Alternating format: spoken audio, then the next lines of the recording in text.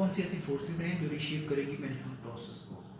सबसे पहले कि हम समझ लें कि मैनेजमेंट क्या होती है। मैनेजमेंट की जैसे कि आप जानते हैं there are number of definitions available in the books. Planning को कहते हैं ऑर्गेनाइजिंग, स्टाफिंग एंड कंट्रोलिंग को कहते हैं। अगर हम इसको समझें बाय कंसेप्ट तो किसी भी ऑर्गेनाइजेशंस को के तमाम रिसोर्सेज को मैनेज करने का नाम मैनेजमेंट है। उसमें आपके ह्यूमन रिसोर्स भी शामिल हैं, आपके टेक्निकल रिसोर्सेज भी शामिल हैं, उसके फाइनेंशियल रिसोर्सेज भी शामिल हैं। अब अगर आप ऑर्गेनाइजेशनल बिहेवियर को समझेंगे और एज ए गुड मैनेजर अब ये आपकी ख्वाहिश होगी कि आप अपने तमाम रिसोर्सेज को अच्छे से मैनेज करें, तो आपकी विजन ज़रूर ये देखेगी कि कौन सी ऐसी फोर्सेज हैं जो मैनेजमेंट प्रोसेस को रिशेप कर सकती हैं। तो सबसे पहली जो एक फोर्स है वो है power of human resource. Number 2 पर हम बात करेंगे कल्चर डाइवर्सिटी, फिर हम देखेंगे ग्लोबलाइजेशन क्या होती है, फिर हम देखेंगे साइकोलॉजिकल कॉन्ट्रैक्ट एम्प्लॉयर्स और एम्प्लॉय, और फिर रैपिड चेंज के बारे में हम बात करेंगे। सबसे पहले हम देख लेते हैं कि पावर ऑफ ह्यूमन रिसोर्स क्या होती है। जैसे कि मैंने पिछली वीडियो में भी बताया कि दुनिया के अंदर अगर कोई चीज़ डिफ्रेंशिएट क्रिएट कर सकती है तो वो ह्यूमन है। आप देखेंगे मार्केटिंग को भी देख लें तो उसमें जो 5 पीस जिसको कस्टमर कहा जाता है उसको किंग समझा जाता है, यानी कि इंसान, इंडिविजुअल, इंफरादी क़ुव्वत को बहुत ज़्यादा अहमियत दी जाती है। बड़ी बड़ी कंपनीज देखें उन लोगों वो कस्टमर्स को की जो फीडबैक्स को, कस्टमर्स की सेटिस्फेक्शंस को बहुत ज़्यादा जो अहमियत देती हैं। वो उसी सूरत में हो सकता है कि जब हम उनके बिहेवियर्स को जान पाएंगे और अपने बिहेवियर्स को भी जान पाएंगे, और एक अच्छा बिहेवियर को साथ लेकर चलते हुए हम अपने कस्टमर्स को और जो है वो क्लाइंट्स को और अपने लोगों को अच्छे से मैनेज कर पाएंगे। तो पावर ह्यूमन रिसोर्स से मुराद क्या है कि आप किस तरह लोगों को मैनेज करते हैं, अपनी वर्क फोर्स को कैसे इस्तेमाल करते हैं, कैसे आप जानते हैं कि आपने किस पोजीशन के लिए ये किन लोगों को यूज़ करना है, कैसे आप जानते हैं फ्रंट एंड पर कौन लोग काम कर सकते हैं, रिकॉर्ड्स के हवाले से कौन लोग काम कर सकते हैं, किसी चीज़ को की परचेजिंग कौन बेहतर कर सकता है, किसी चीज़ की रिकॉर्डिंग कौन बेहतर कर सकता है। तो अच्छे मैनेजर को ये सब कुछ जानना और समझना इंतहाई ज़रूरी होता है।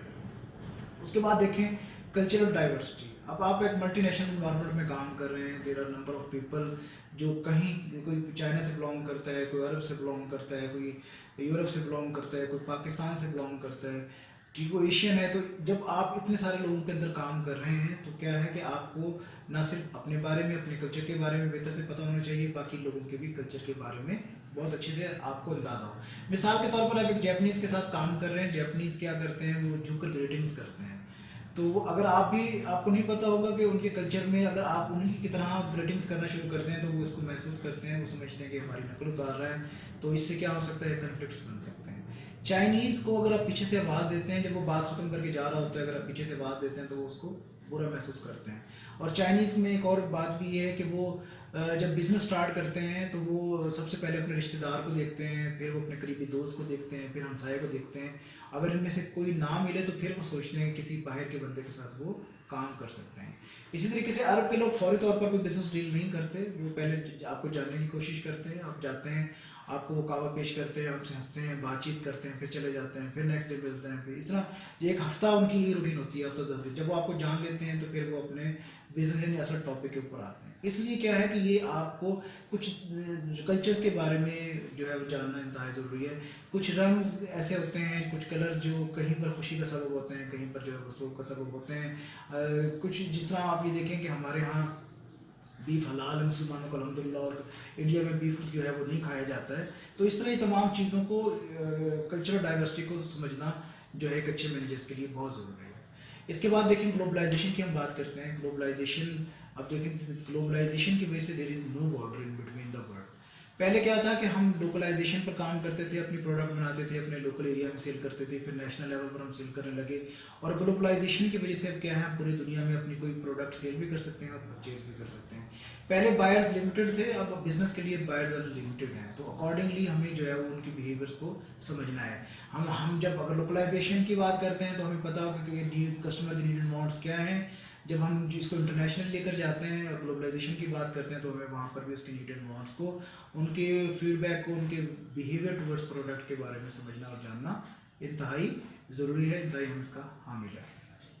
फिर देखें एज ए मैनेजर आपको रैपिड चेंज का पता हो। दुनिया में किसी भी वक्त कोई भी चेंज आ सकता है, उसको टेक्नोलॉजी में चेंज आ जाए, कोई इन्वायरमेंट में चेंज आ जाए, कोई पॉलिटिकल चेंज आ जाए।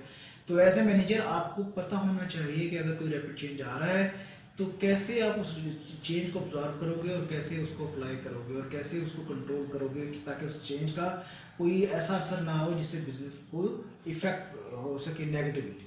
ٹھیک ہے. تو ریپڈ چینج کے بارے میں بھی جاننا سمجھنا اور اس پر نظر رکھنا اور اس کے بارے میں فوری طور پر جو ہے وہ اس پر اپلائی کرنا رولز کو, تو یہ بھی انتہائی ضروری ہے.